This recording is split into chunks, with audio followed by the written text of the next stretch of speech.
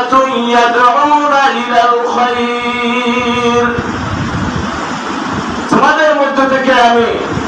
তোমাদের একদল উম্মতকে আমি এইভাবে নির্বাচিত করেছি, এমন ভাবে নির্বাচিত করেছি, ইয়াদউনা ইলাল খায়র, যারা ভালোর জন্য দাওয়াত দিবে, মানুষকে ডাকবে, ওয়া ইয়া'মুরুনা বিল মা'রুফ, এবং সৎ কাজের আদেশ দিবে, ভালো কাজ করার জন্য আদেশ দিবে, ওয়া ইয়ানহাউনা আনিল মুনকার, যখন সমাজের মধ্যে কোনো অন্যায় কাজ দেখে, যখন সমাজের মধ্যে যেন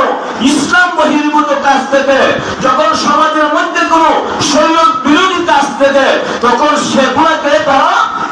প্রতিরোধ করে, বাধা দেয়, ওয়ায়ানহা, তারা বাধা দেয়, আটকায় দেওয়ার চেষ্টা করে।